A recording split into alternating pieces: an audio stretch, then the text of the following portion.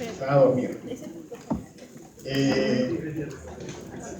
El que les habla es Eric Rauch, algunos de repente ya me conocen. Soy médico gastroenterólogo, egresado de la 7ª promoción de la Facultad de Medicina de la Universidad San Martín de Porres. Y ahora nos han encargado que les facilitemos algunos aspectos en relación a la terapéutica de las enfermedades digestivas. Entonces, para hacer eso tengo que saber si es que ya han visto la parte clínica de las enfermedades digestivas. Han hecho la clase de herpes, de gastritis, de úlcera, ya. Bacán. Entonces, ya no tengo nada que decirles, pues ya saben todo. Solo van a recordar algunas cosas. Vamos a hablar sobre gastritis, úlcera, herpes, infección por Helicobacter pylori, que es lo que pide el sílabus, ¿ya? Pero la terapéutica digestiva es mucho más amplia. Aunque hay pocos medicamentos, existe enfermedad inflamatoria intestinal, intestino irritable, las enfermedades hepáticas, ¿no? Que también requieren un enfoque terapéutico.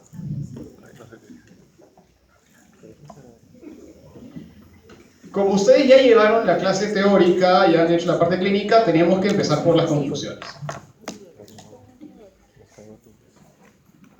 Para que puedan ustedes tener buenas decisiones en la terapéutica digestiva, en general en casi todas las enfermedades se cumple esto, deben conocer el mecanismo fisiopatológico de la enfermedad, saber reconocer entre los signos clínicos que ustedes van a identificar en los pacientes que son signos de alarma, y plantear siempre diagnósticos diferenciales, para que no se equivoquen. El pilar del tratamiento en las enfermedades relacionadas al ácido, como el herpes, la dispepsia, la úlcera, son los inhibidores de la bomba de protones. Y de eso vamos a hablar bastante.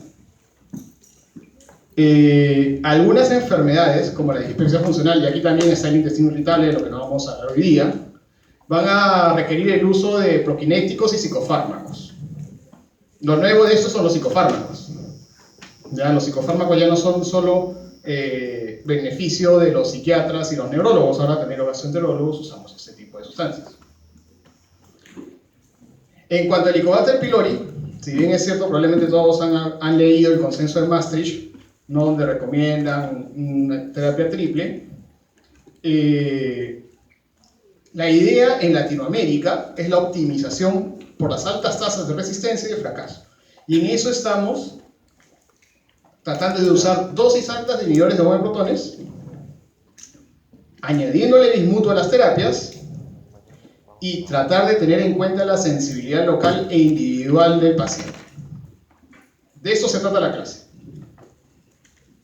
De eso lo vamos a ir caminando por ahí, vamos a complicarnos un poquito la vida en relación a las cosas que se usan. ¿Saben lo que es gastritis? Es una enfermedad, es un síntoma, es un signo, una apariencia endoscópica, una apariencia histológica. ¿Qué es gastritis? ¿Cuántos de acá tienen gastritis? Todos tienen gastritis. Ya. La gastritis no es una enfermedad, es una apariencia, es una descripción. Con los que han visto las endoscopías, ven, mira, gastritis, ¿por qué? Porque se ve rojito con blanco. En histología se acuerdan que había en la laminita con polimorfos nucleares, linfocitos, gastritis, inflamación. Eso no es sinónimo de enfermedad, salvo en algunas condiciones particulares, como la gastritis aguda, eso de que te puede dar, puedes tomar un montón de AINES o de tomar un montón de licor, ¿no? Se forman pequeñas erosiones, heriditas en el estómago, eso es una gastritis significativa, inflamatoria. Hay otras gastritis, entre las crónicas, las infecciosas, por tuberculosis, granulomatosas, por depósito de sustancias, asociada a enfermedad inflamatoria intestinal como la enfermedad de Crohn, alérgicas, por hipertensión portal. Estas cosas no son tan comunes.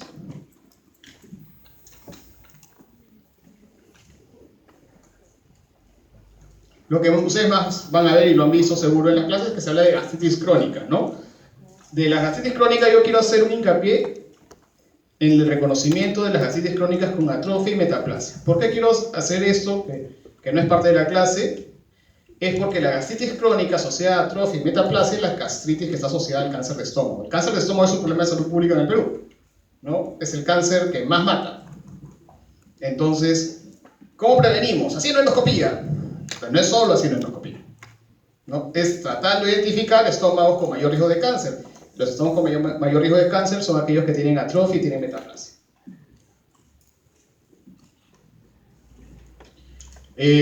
Todos han visto endoscopías, probablemente en sus prácticas. Un buen reporte endoscópico tiene fotos. ¿Ya? Al menos 22 fotos. ¿Ya? Porque acá están las fotos que permiten ver todo el estómago, el antro, el ángulo, el cuerpo, el fondo, la retroflexión y incisura, que es donde hay mayor cantidad de patología, ¿no? Eso también es importante en el reporte endoscópico. Todos han visto endoscopías, todos han visto que toman biopsias. A veces toman 2, 3, 4, ¿no? Las biopsias se toman en 2 frascos separados, 3 del antro, 2 del cuerpo. Cuando hablamos de Helicobacter, cuando hablamos de atrofia, cuando hablamos de riesgo de cáncer, estamos hablando de endoscopías bien hechas, con sus 22 fotos, con su protocolo de Sidney para diagnóstico de Helicobacter. Eso es para diagnóstico de Helicobacter, ¿ya? Y también permite establecer el riesgo del estómago de tener cáncer, ¿no? A través de eso que seguro ya les enseñaron, que es el score de Olga, ¿no? Es un score que en relación al porcentaje de atrofia que hay en distintas partes del estómago, yo puedo saber en qué estadio está mi gastritis atrófica, ¿no? Y las severas tienen mayor riesgo de tener cáncer de estómago. Que son esos los pacientes a los que yo voy a seguir. El Helicobacter pylori por sí solo es un factor de riesgo para cáncer de estómago y me hace que yo tenga que repetir mi endoscopía el tercer año. Entonces, cuando hablamos de gastritis estamos hablando de eso. De la atrofia, de la metaplasia, algunas gastritis agudas, algunas gastritis crónicas medias raras. Cuando hablamos del ardor de estómago que tienen ustedes por no haber comido, porque van a dar examen, no, porque Alianza no gana la Libertadores, eso se llama dispepsia. ¿Ya? El síntoma se llama dispepsia. Se ha tratado de definir dispepsia de distintas formas, ¿no? Desde el 88 hasta los consensos de Roma, ahorita están reunidos en Roma para volver a cambiar la definición. La dispepsia son las molestias en la parte superior del abdomen. Ardor, hinchazón, sensación de plenitud, sin signos de alarma, sin estreñimiento. Eso permite diferenciar las dispepsias en las dispepsias orgánicas, funcionales y no investigadas. Por ejemplo, si usted me dice, doctor, ¿sabe qué? Cada vez que tengo que venir hasta la Molina del hospital, pucha, me arde el estómago. Pero como igual, no bajo de peso, no he tenido deposiciones con sangre, ¿no? Esa es una dispepsia, ¿no? Tengo que investigar esa dispepsia, tengo que hacerle endoscopía, ¿no?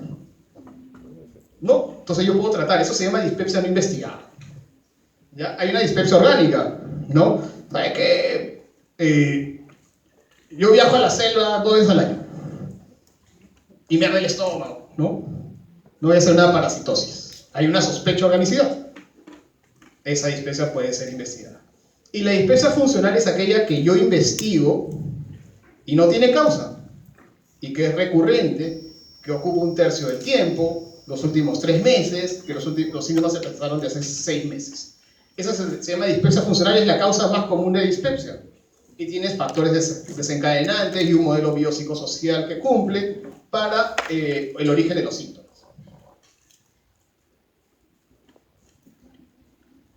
Ustedes ya han visto eso, lo de la dispepsia ya les enseñaron bastante bien, pero no se olviden que siempre hay que reconocer signos de alarma en un paciente con síntomas dispépticos.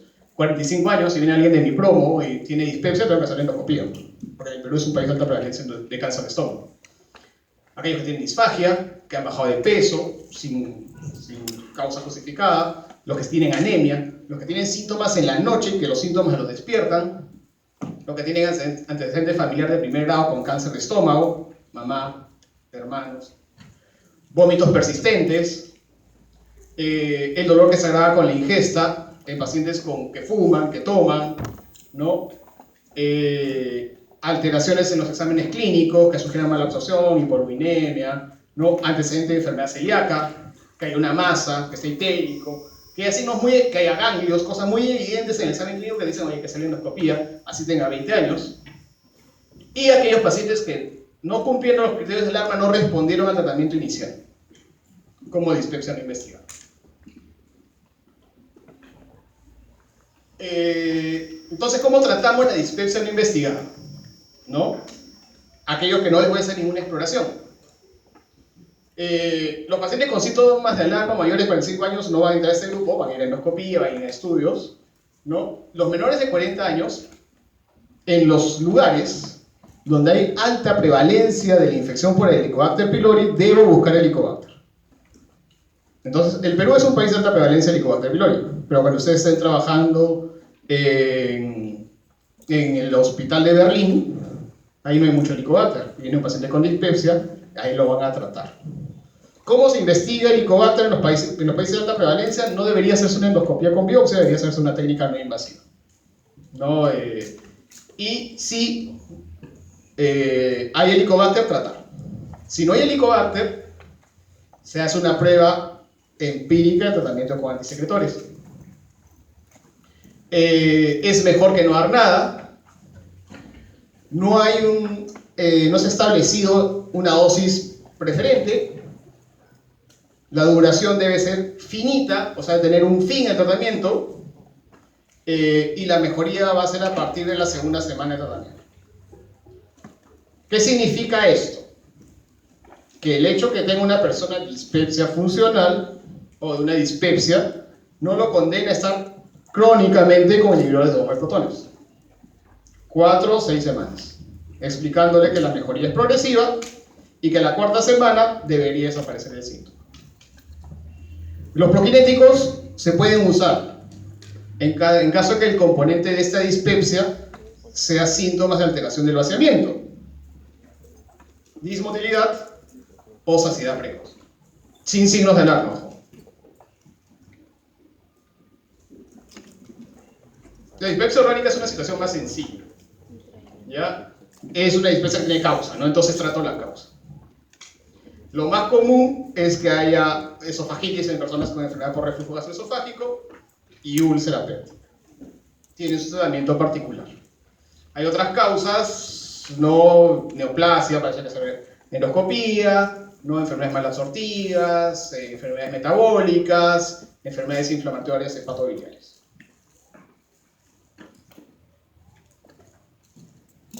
En cuanto a la dispepsia funcional, que es esa que cumple un modelo biopsicosocial, esa dispepsia que está relacionada a una experiencia negativa psicológica o afectiva en la infancia, a un ambiente agresivo que se manifiesta con un factor desencadenante sin signos de alarma, debo plantear un tratamiento más largo. Y ahí es donde tengo que valorar, ¿en este paciente va a mejorar erradicando el Helicobacter pylori? Probablemente no. ¿Ya? Pero en un país de alta prevalencia de cáncer de estómago tengo que erradicar el Helicobacter. ¿Se puede suprimir el ácido? Sí. Los supresores de ácido van a mejorar a estos pacientes, sobre todo cuando la presentación es con ardor o dolor epigástrico. Típico paciente que me arde, ese va a ir bien con IBP. Pero no todos tienen ardor, hay otros que tienen sensación de llenura o sensación de disconfort después de comer, ¿no? En estos pacientes probablemente vaya mejor los prokinéticos. Los antidepresivos se están reservando para la persistencia de los síntomas. Actualmente la amitriptilina tiene bastantes estudios, ¿ya? Pero un montón de efectos secundarios. Es más cómodo usar un inhibidor de la recaptación de serotonina. ¿Qué es lo que hacen? Reducen la sensibilidad gástrica, el dolor neuropático, mejoran la ansiedad y la depresión que suelen estar asociados al síndrome de intestino irritable. Entonces tiene un efecto sobre el desencadenante. Ahora, esta es una situación crónica y recurrente. Entonces estos pacientes deben entrar a pulsos de 4 a 8 semanas de IBP, en donde el enfoque de estilos de vida debe ser el pilar para que deje el medicamento. Hacer ejercicio, psicoterapia, yoga, manejo dietético es lo que va a hacer que el paciente pueda dejar el inhibidor de bomba de protones. No, muchos de los pacientes con dispepsia funcional tienen problemas familiares y toman 8 semanas y sigue el problema familiar. Tú le quieres quitar el IBP y no vas a poder. ¿no? Entonces, manejar eso, aprender a negociar con problemas, es parte del tratamiento para la dispepsia. Es más o menos el resumen, lo que les había comentado: dispepsia no investigada, menor de 55 años, 45 años en el Perú.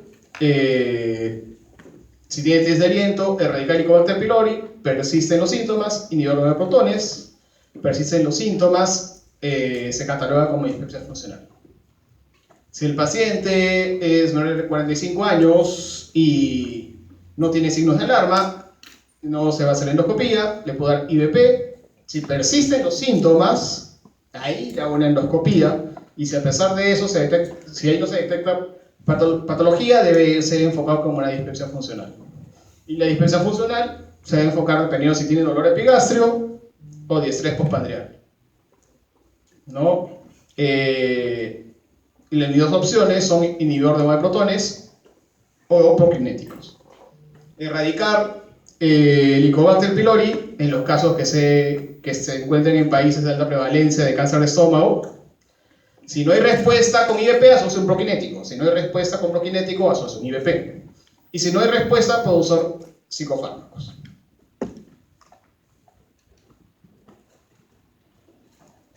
Entonces hemos hablado bastante de los inhibidores de bomba de protones, ¿ya? Son los medicamentos de primera línea en el tratamiento de la dispepsia. Las dosis deben ser estándares, no debemos, agregar dosis. Si mi paciente con omeprazol de 20 no mejora, con 40 no va a mejorar.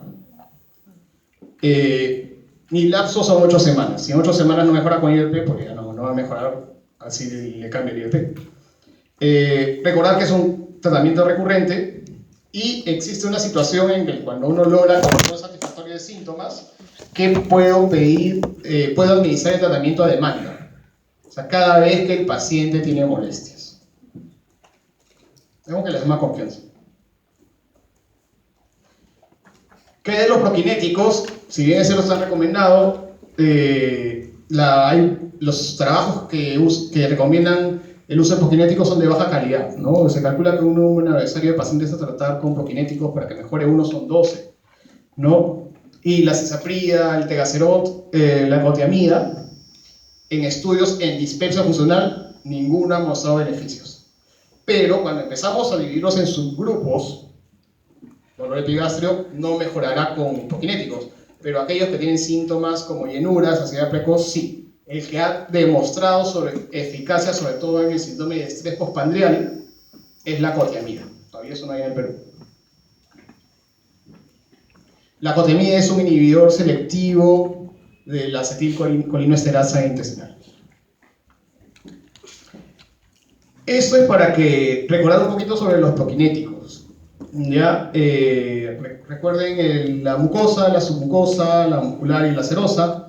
Debajo en la submucosa hay un plexo mientérico, en la muscular otro plexo mientérico. ¿No? El plexo mientérico de la muscular se encarga básicamente de la motilidad. De la submucosa de la secreción y la sensibilidad. Aunque ambos están relacionados a través del sistema nervioso entérico.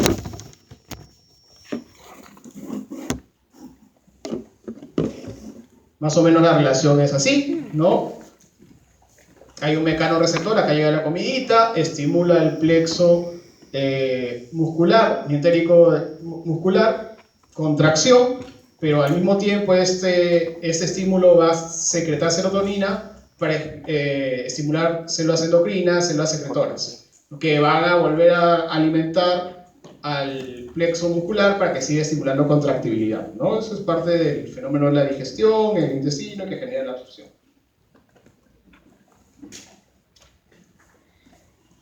Acá tenemos un grupo de medicamentos que va a actuar sobre esta neurona, que es la neurona colinérgica, que va a estimular al receptor muscarínico del músculo liso intestinal. Si ustedes se acuerdan, el neurotransmisor del receptor muscarínico es la acetilcolina. O sea, si yo promuevo esa transmisión, promuevo la motilidad. ¿Cómo puedo promover esa transmisión? Bloqueando la inhibición. ¿Qué es lo que lo inhibe? La dopamina, su receptor de 2, ¿no? Un agente antagonista dopaminérgico me va a promover la motilidad. En cuanto a las neuronas que transmiten serotonina, la serotonina y serotonina receptores tipo 1, tipo 2, tipo 3, hasta tipo 17, ¿no? Y el lugar donde hay más serotonina es el tracto gastrointestinal. El 90% de la serotonina del ser humano está en el tracto gastrointestinal, ¿no? Los receptores 5HT1, 5HT2, 5HT3, 5HT4 están involucrados en la digestión. El 5HT3 es un inhibidor, inhibe la motilidad, y el 5HT4 te promueve. Entonces, si yo bloqueo el receptor 5HT3, disminuyo la actividad de acetilcolina, disminuyo la motilidad, y si estimulo el 5HT4, promuevo la motilidad. Y así es que aparecen estos medicamentos. La metoclopramida es un agonista del receptor 5HT4, promueve la motilidad. Antagonista 5HT3, no solo en vagal, ¿no? O sea, inhibe la inhibición de la contracción, sino también central, por eso funciona en el vómito. Sensibiliza los receptores muscarínicos, o sea, favorece la transmisión de acetilcolina. Y antagoniza el receptor de dopamina. No es, todas esas características tiene la metoclopramida. Eso es lo que hace un fármaco prokinético, ¿no? Su efecto son contracciones en el tracto gastrointestinal, pero su principal efecto está en la parte superior del tracto digestivo, estómago, intestino porcino. Puede aumentar el tono del esfínter esofágico inferior, estimula las contracciones antrales y el intestino delgado. En el colon no tiene mayor significancia.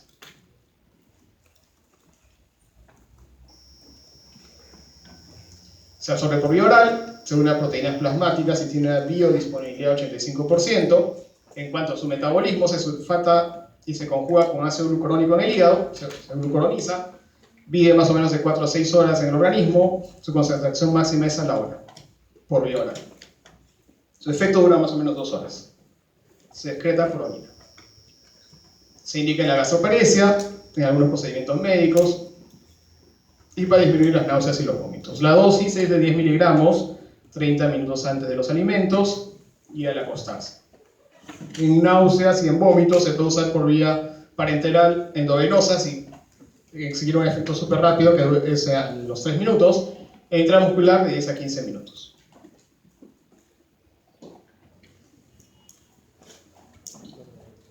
Efectos adversos, si tiene, producir somnolencia y convulsiones, efectos extrapiramidales como distonías. En caso de tratamiento prolongado puede ocurrir disquinesia tardía y puede ser irreversible, ¿no? Lo que significa que yo no voy a dar metoclopramida así un montón de tiempo, tengo que darlo por periodos cortos de tiempo. Puede haber un efecto extrapiramidal, de repente alguno ha tenido la suerte de ver a esos chibolos, a esos chicos que le dan metoclopramida en emergencia y en la tarde regresan pues, como si tuvieran Parkinson, ¿no? Ahí el tratamiento pues, es esperar, hidratarlos y no volver a dar metoclopramida. El bloqueo del inhibidor de dopamina también puede producir galactorrea. Otro prokinético es la domperidona, que su mecanismo es antagonizar el receptor de 2.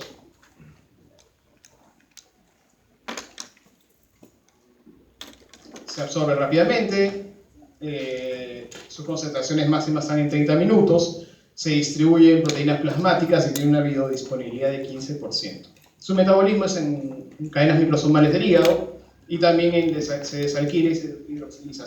Tiene dos metabolismos en fase 1 y fase 2. La excreción es a nivel urinario y predominantemente fecal. Su administración es de 3 veces al día, 10 a 20 miligramos. No cruza la barrera hematoencefálica, sin embargo hay zonas del sistema nervioso central que no tienen barrera hematoencefálica, ¿no? Entonces por eso llega al centro del vómito, al control de la temperatura y la prolactina. Tampoco tiene efectos sobre el tracto gastrointestinal inferior.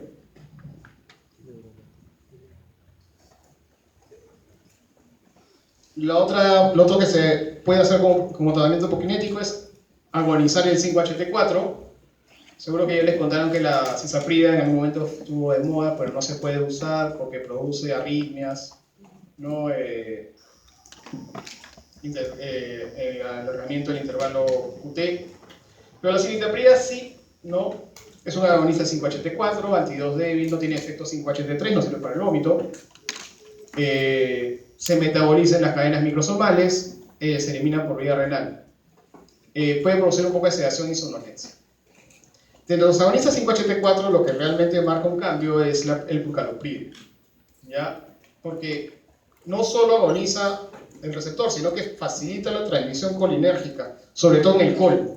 Si se dan cuenta, cuando hablamos de metopropanía o peridona, ¿no? Todos tienen efecto en el tracto gastrointestinal superior. En el tracto gastrointestinal inferior hay un poquito. Bucalopride es una alternativa.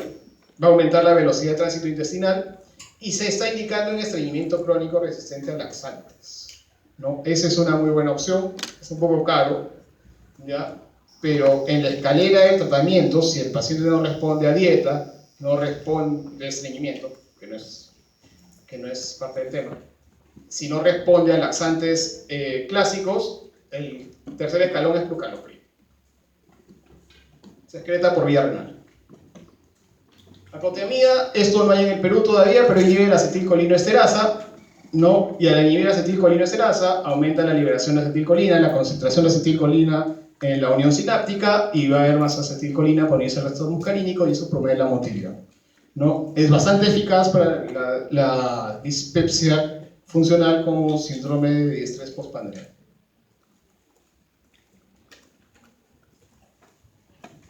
Psicofármacos, sí se puede usar, son eficaces, más eficaces, por ejemplo, que los prokinéticos, ¿no? Antidepresivos tricíclicos, antipsicóticos. Acá está el sulpiride, el levosulpiride, la mitriptilina y los inhibidores selectivos de la recaptación de serotonina, sobre todo la paroxetina, ha demostrado tener un efecto sobre el vaciamiento gástrico. Como antidepresivos, bien problemático porque es bien difícil de dejar. Provoca bastante dependencia, pero como modulador de la actividad gastrointestinal sí es bastante bueno. Son más efectivos que placebo, de hecho. ¿Preguntas hasta acá, chicos?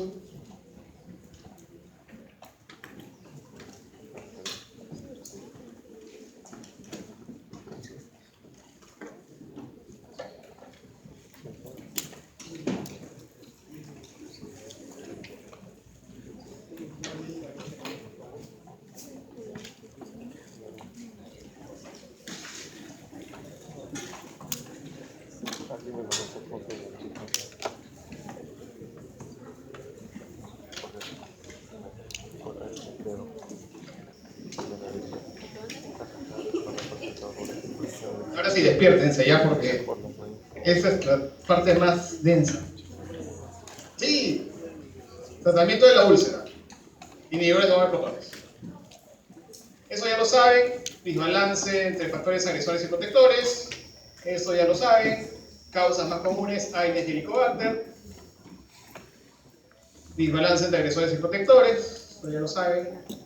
De nuevo, acuérdense en la división anatómica funcional, distal y proximal. En el antro van a estar las células G y en la curvatura mayor las células parietales productoras de gastrina. La glándula pilórica, que es la que está en el antro, tiene acá las celulitas G que producen gastrina, ¿no? Que van a estimular a la célula parietal para producir ácido clorhídrico para que se active la bomba de protones. También están acá las células enterocromafin-like. ¿Cuál es el rol de la célula enterocromafin? Es estimular la producción de histamina. El receptor H1 que también estimula la secreción de ácido.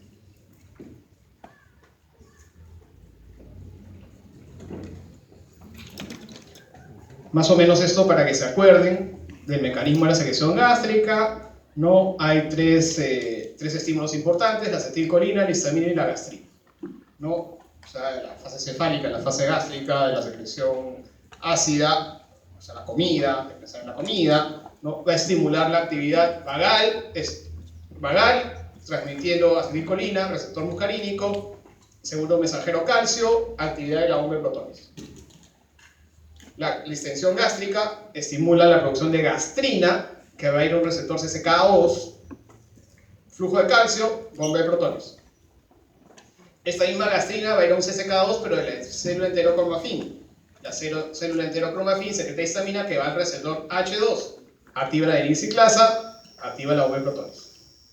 ¿No? Son los caminos para la estimulación de la secreción ácida. Eso es lo que hay que cortar, ¿no? Entonces, durante mucho tiempo, el tratamiento era cortar por aquí, pues, ¿no? El ranitidina pues, bloquea por acá, ¿no? Hoy en día, el tratamiento es bloquear acá, la bomba de protones.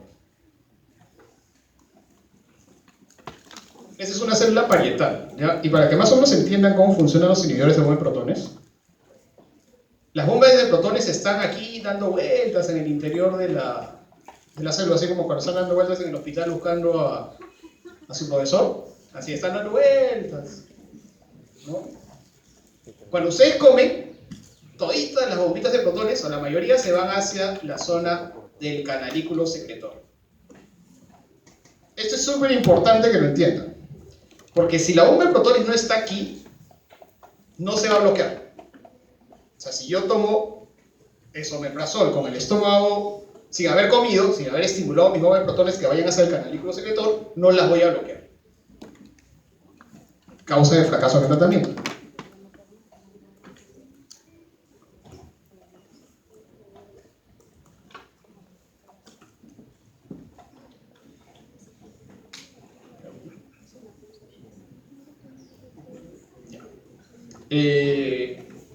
¿Qué es lo que pasa con el inhibidor de bomba de protones? Ya. Cuando ustedes se toman su pantoprazol, están en medio neutro, en un pH neutro, ¿ya?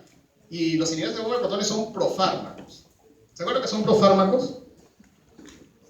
Son fármacos que se activan dentro del organismo, se convierten en otra sustancia que es la activa, ¿no? La mayoría se activan en el hígado, ¿no? El hígado es el activador de los profármacos, ¿no? Pasa con los varios quimioterápicos y todo eso.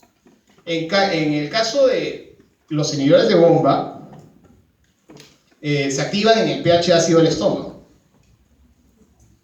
¿Ya? Entonces, cuando está en la boca es inactivo, cuando llega al intestino y se absorbe facilito, cuando llega al intestino está inactivo, llega a la sangre cuyo pH es 7.4, está inactivo, de la sangre entra a la célula, se difunde al citosol de la célula parietal, está inactivo, y cuando se difunde hacia la luz del canalículo secretor donde está el ácido clorhídrico, ahí se activa. Se convierte en una sulfenamida, de ahí se convierte en una sulfenamida tetracíclica y se une a la bomba de protones. De manera irreversible. Nunca más la deja.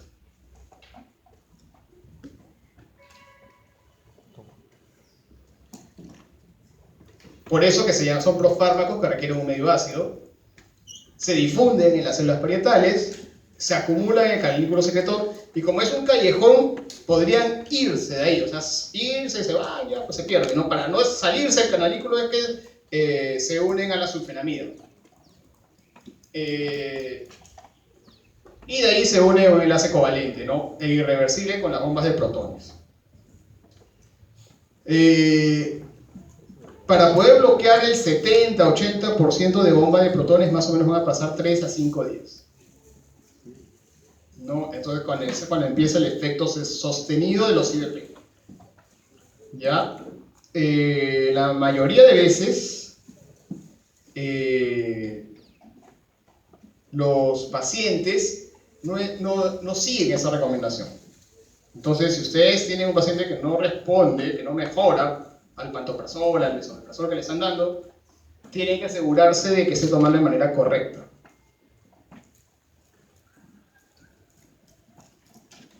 Tipos de inhibidores de bomba de protones hay un montón: omeprazol, esomeprazol, lansoprazol, lansoprazol, rabeprazol. ¿Y por qué hay tantos? Porque todavía no tenemos el inhibidor de bomba de protones ideal. Distintas formas de presentación, porque no tenemos el inhibidor de bomba de protones ideal. Se los ponen en cápsulas, se los ponen en sachet, se los ponen en tabletas comprimidas, unidos a bicarbonato, cubiertas resistentes al ácido, de tal manera que se absorba mayor cantidad de inhibidor de bomba de protones, llegue al intestino, de nuevo, viablemente mayor cantidad de fármaco absorbible. y de esa forma tener efecto. Pero aún no tenemos el inhibidor de gamma protones ideal. Se absorben sobre todo en el intestino delgado, se absorben muy fácil, ¿no? Y se unen a proteínas plasmáticas. Su metabolismo, y acá es donde nos vamos a complicar la vida, es en cadenas microsomales. Se inhiben al 70% a los 2 o 5 días, ¿no? Como inhiben la unión es irreversible, para que vuelva a haber secreción de ácido tienen que formarse nuevas bombas de protones. La excreción es hepática. ¿Por qué les decía lo del metabolismo? Porque por ahí pasa el desarrollo de los inhibidores de bomba de protones.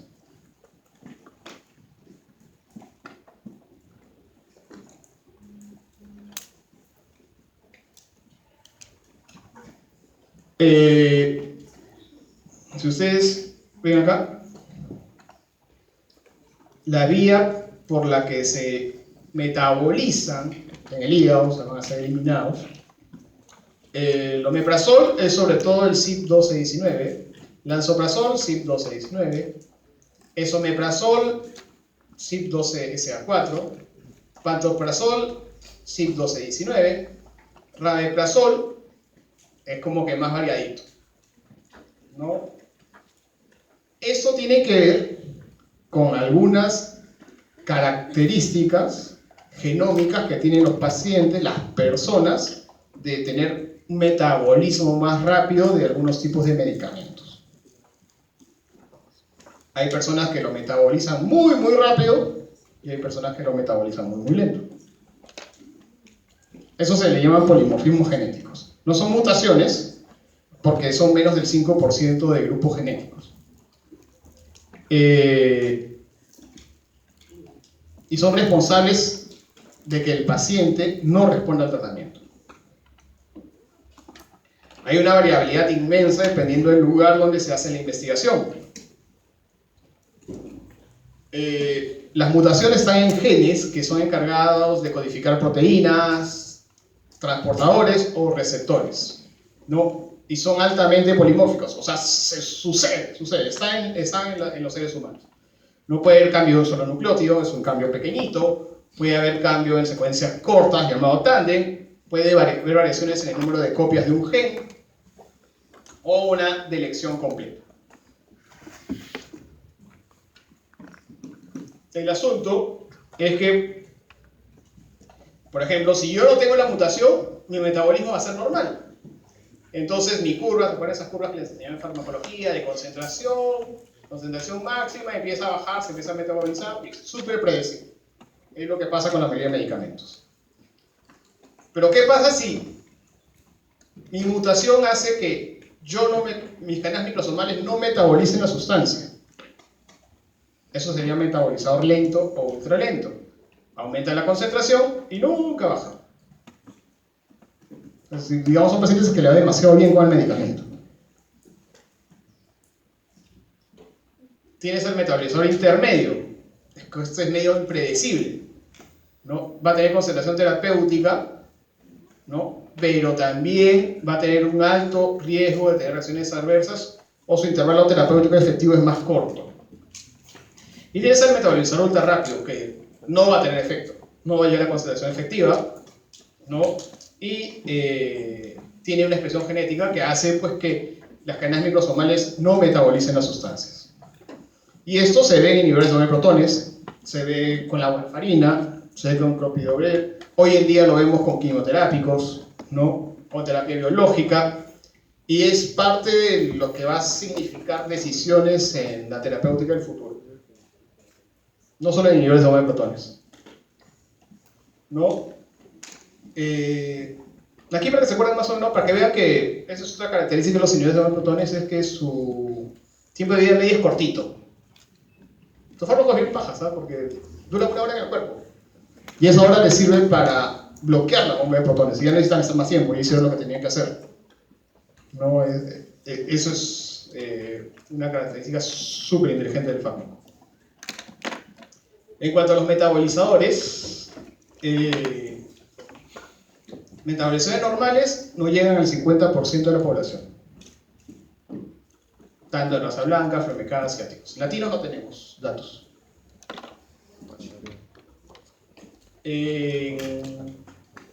metabolizadores ultra rápidos son poquitos, pero son significativos. Si se los juntamos con los rápidos, ya estamos hablando de cerca del 30% de la raza blanca, 30% de afroamericanos, 3% de asiáticos. Y metabolizadores lentos, ¿no? Estamos hablando de 15% en asiáticos. Entonces me dirán, no, pucha, pero eso no vamos a estar pensando en esas cosas que cuando estamos dándole omeprazol, hay paciente que lo dice cirugía plástica, ¿no? Sí, pues, ustedes no van a tener que estar pensando en eso, pero los clínicos sí, ¿ya? Ya hay publicaciones donde se ha podido investigar esto, que eso tiene impacto en los resultados del tratamiento, por ejemplo, en la enfermedad por reflujo gastroesofágico, ¿no? Tanto en la tasa de recurrencia del reflujo y la esofagitis,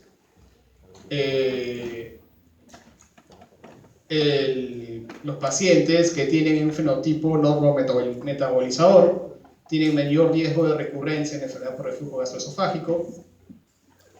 En los pacientes normo-metabolizadores, metabolizadores lentos o intermedios, la curación es igual, pero en los metabolizadores rápidos es menor, ¿no? Entonces, estas publicaciones lo que empiezan a mencionar es que el rol de los metabolizadores rápidos o ultra rápidos en el fracaso del tratamiento de la enfermedad por reflujo gastroesofágico es significativo. Para el Helicobacter pylori también pasa lo mismo, ¿no? Las tasas de erradicación para normometabolizadores es menor que para los metabolizadores lentos, ¿no? Entonces el metabolizador lento, ese que se demora más en eliminar el IBP, va a tener mayor respuesta al tratamiento. Lo que nos vaya, cuando hablemos de tratamiento con Helicobacter pylori, una de las claves, y se lo mencioné en las conclusiones, era la supresión de ácido. Un metabolizador lento suprime más el ácido, por eso tiene más respuesta al tratamiento para erradicar el Helicobacter pylori, ¿no? Ese es otro trabajo, que pacientes normometabolizadores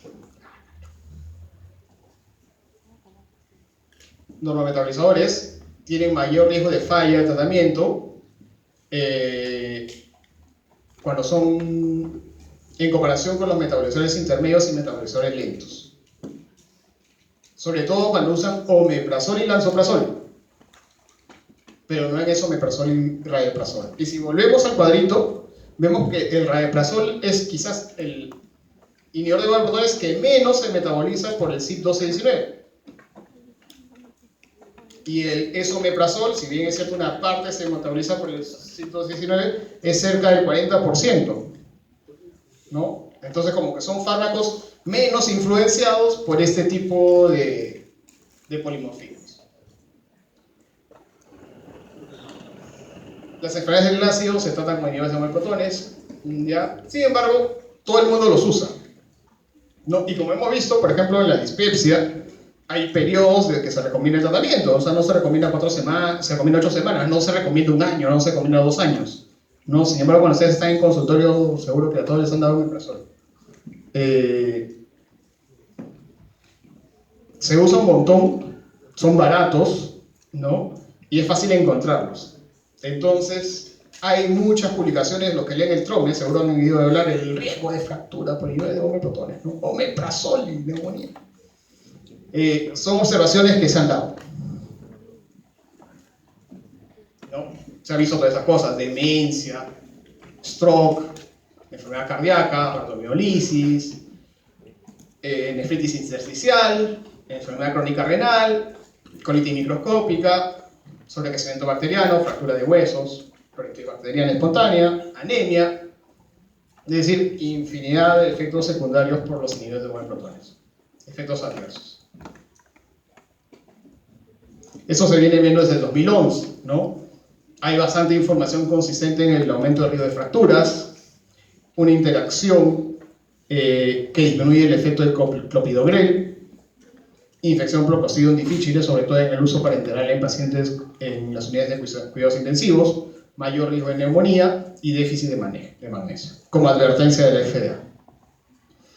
Se ha visto potenciales riesgos en enfermedad renal como nefritis intersticial, sobrepoblación bacteriana intestinal, peritonitis bacteriana espontánea, la infección de la citis en el cirrótico, eso sí tiene bastante evidencia, diarrea del viajero, anemia por deficiencia de hierro y rhabdomiólisis.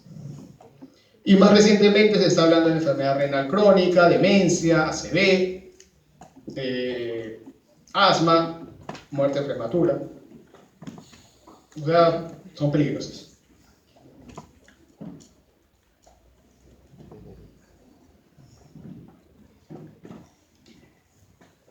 Pero, para poder establecer una relación de causalidad hay que cumplir una serie de criterios.